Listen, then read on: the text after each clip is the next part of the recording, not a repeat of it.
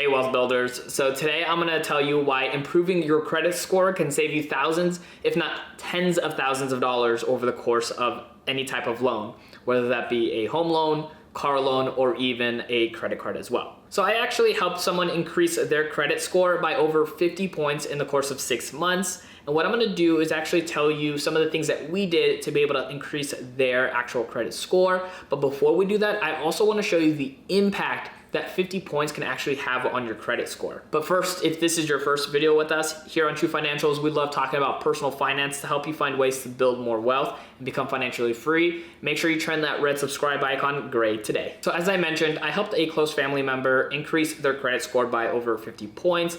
And this was over the course of 6 months. I know some people say they can do it faster, but we took our time, we were diligent, and we made sure that everything was accounted for throughout the process. Before we get into how we did that, I want to show you the impact of just what 50 points can actually potentially do on your credit score depending on where you currently are at this moment. So what I decided to do was go onto myfico.com and actually bring up a loan saving calculator. And what I did was I put in the option for the 60-month new car loan, which I'm not even a fan of new car loans, but we went on and put it into the state that we're living in, which is in Arizona.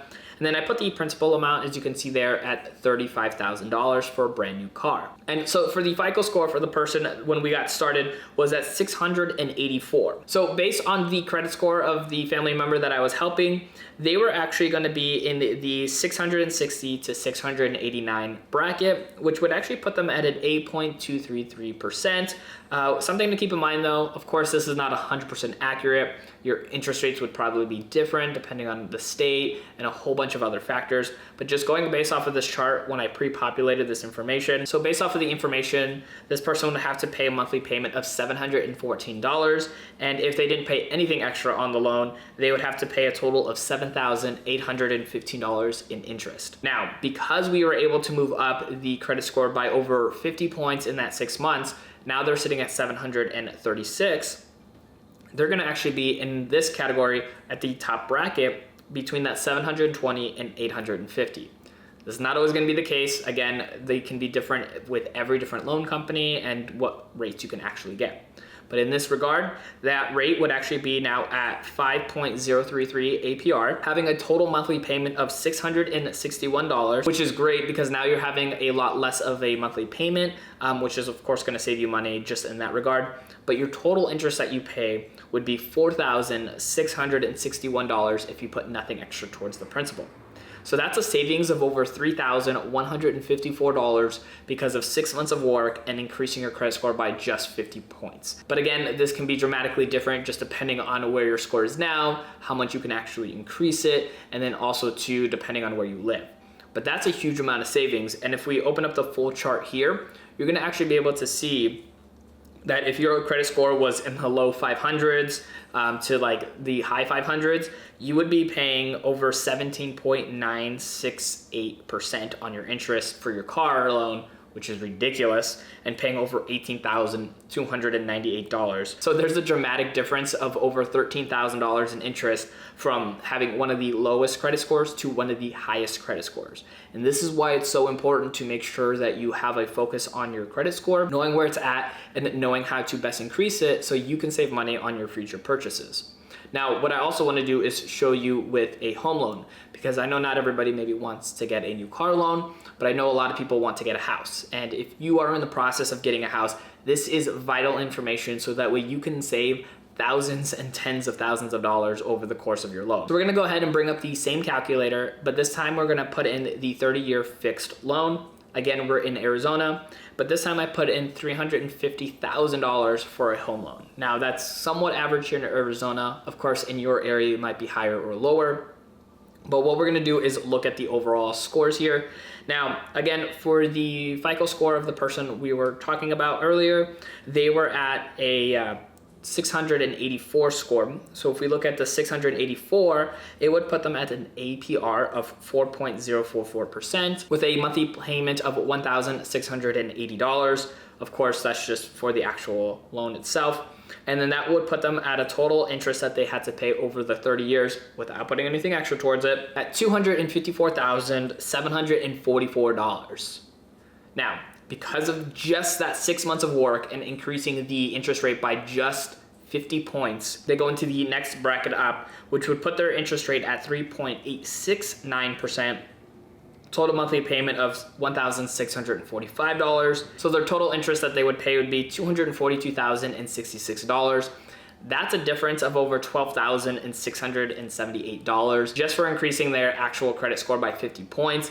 And you can see here, by just moving up that needle just a little bit more and focusing in on that credit score, they can continue to save more money and have a huge impact on how much they're actually going to save off of interest because of that higher credit score. Now, one thing I do want to show too is if you are in one of those lower brackets when it comes to being able to apply for a home loan. So on here, it shows a 620 to 639 credit score would put you at a 5.227%, and you would be paying a total of $343,983 in interest for that home loan because of that low credit score. So if you are not paying attention, if you're not focused on where your credit score is, that is going to cost you a lot of money over time. As you can see, the difference from the bottom bracket to the top bracket is actually over $117,000 in interest that you are paying if you don't focus in on your actual credit score. This is why it's so important to actually pay attention, even if it's not something that you're caring for at this exact moment, because once you do want to apply for a home loan, whether that be a 15-year or a 30-year, whatever the case may be, you're gonna have a lower interest rate if you have a higher credit score. If you have that lower credit score, you're going to be paying up a lot more money. And the hard part as well is if you don't have any type of credit score, it will be a lot more difficult to be able to get a decent interest rate without that score. So before going on and talking about how to increase your credit score, let me know if you're getting some value out of this video. Softly tap that like button down below. It really does help out this video and build up this community that much larger. So I will have a link in the show notes down below to creditsesame.com, which actually offers you completely free credit score and credit report. So if you want to start working on your credit score today, definitely check them out below. And also too, let me know when was the last time you actually checked your credit score and credit report in the comments down below. So when it comes to actually being able to fix your credit and get a better credit score, there's one big thing that you need to know, and that is how much of an impact does every category have when it comes to your actual credit score. Now here I'll actually have a picture of what it is that actually has an effect on your credit score. So on this chart you're gonna see here on the screen, this will actually have a breakdown of where your credit score is kind of derived from. And we're gonna go into each section individually and talk about things that you can do to help improve your score. As you can see, some areas are more important than others as their percentage towards your actual score are higher. So let's go ahead and start with the payments history. This is actually about 35% of your overall credit score, and so it's very vital that you make sure that everything is paid on time. Now I know this might sound silly and easy to think of like, well, of course, yeah, I want to pay everything on time, but people miss their payments, people forget, and sometimes people just don't have enough to pay their full balance. I would say whatever you can do, you always want to make sure you pay on time and that you want to make sure that you never forget a payment, because that is huge and it stays on your credit report for a very long time. Over 7 years. So you want to make sure that you have that taken care of. Make sure you are not missing payments. If you've missed payments in the past, make sure that is the last time you've ever done so. And from here on out that you pay everything on time, even if it's just the bare minimum. So the next one up is going to be for the accounts owed. This is pretty much your utilization on your credit. Now, this is actually 30% of your overall score. And funny enough, the utilization is typically saying that you want to have under 30% of your actual credit available to be able to spend. Now, this doesn't include home payments or student loans. This is revolving credit such as credit cards or personal loans. And you have to make sure that you're keeping under that 30%.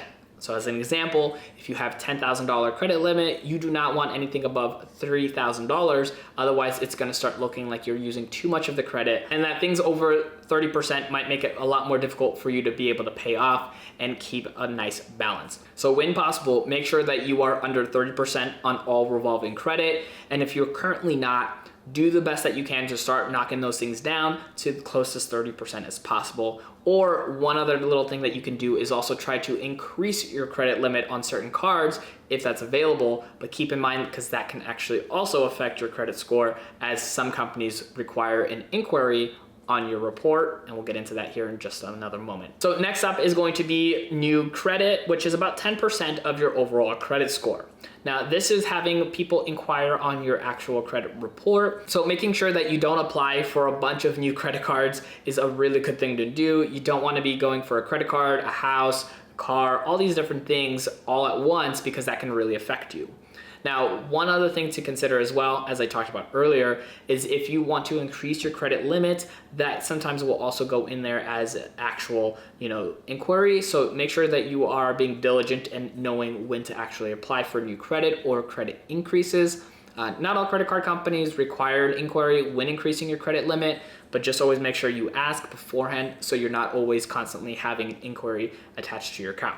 I would recommend, if possible, to wait a couple months in between applying for new cards or any other types of loans, so that way there's not so much all in one time, and give yourself a little bit of breathing room. So next up is going to be the actual length of your credit history. And this one is about 15% of your overall credit score. And this really just implies how long you've had credit for. So for those who don't actually have a credit card or any types of loans, this can actually make it very difficult when you want to apply for some type of home, because you don't have any type of history, so these companies don't know what to expect from you. So if possible and when possible, it actually is a good idea to kind of start building up some kind of credit. Obviously not trying to get yourself into debt and build up a whole bunch of stress on your life, but having some type of credit to show the banks that you are reliable and somebody that can have some kind of credit to be able to go forward into the idea of having a car or even a house loan in the future. Now, for me personally, I'm not the biggest fan of having a ton of debt. So if you just have a credit card and you pay it off every month, or as you buy things, you will show the banks that you are actually credit worthy. So that way, when you apply for those bigger home loans, you are able to get not just the loan, but a better loan in that regard. So next up is going to be types of credits that are in use. Now, of course, this is going to have an impact in a couple different ways, depending on how many types of credit cards you have or how many type of car loans you have, home loans, but also having a variety of these types of loans can be very beneficial as well. So if you have a home loan and if you have a card or if you have, student loans, these can help increase your actual credit score. Now, again, as I mentioned, I'm not the biggest fan of being in debt for a lot of things, but of course, if you already have a student loan and you're paying that on time, that will actually be beneficial for when you do want to get a home, because you're showcasing that you can pay it off. Now, of course, you want to pay that off sooner so you're not paying the crazy amount of interest, but of course, that's to each person themselves and how they want to approach paying off their debts. So this whole time we've been talking about credit scores, but credit reports are actually where your credit scores derive from. And so it's very important to understand how to look into these things and how to pay attention to what you have on your reports. Because your reports will not only tell you the things that you need to work on, but things that you need to pay attention to in case there's any suspicious activities that can actually cause you some financial hardship in the long run if you don't catch it right away. And usually this is in the case of somebody stealing your identity and utilizing your information to get credit cards, to get loans, to get anything else that can impact you financially. So make sure you're checking for those first and foremost. And then the next thing you want to do is actually look and see if you have anything in collections. And this is big because if you have medical debt or you have some type of loans that went into collections, you want to try to get rid of those things right away. Now, if by any chance one of those things was not actually yours, you can actually dispute that, but of course, make sure that that's the case. But if it was actually yours, pay that thing off right away. Now, of course, there are ways you can actually go through the process of maybe paying less for that, but in this video, we're just gonna be making sure that you actually take care of it right away. So if you have some kind of debt that's maybe $200, scramble up $200 and pay that thing off. That will save you thousands of dollars because it's gonna help increase your credit score, which will help lower your interest and then help you actually save money. So I believe if you are focused and paying attention to these things, you can actually increase your credit score significantly over the next couple of months. So that way you can be in a position to be able to save more money by having a lower interest rate, especially when it's things that are like your home or your car, because those things can be so costly for you in the long run when you have a higher interest rate. And if you want to get your free credit report from the 3 major bureaus, click on this video here today to show you exactly how to do that.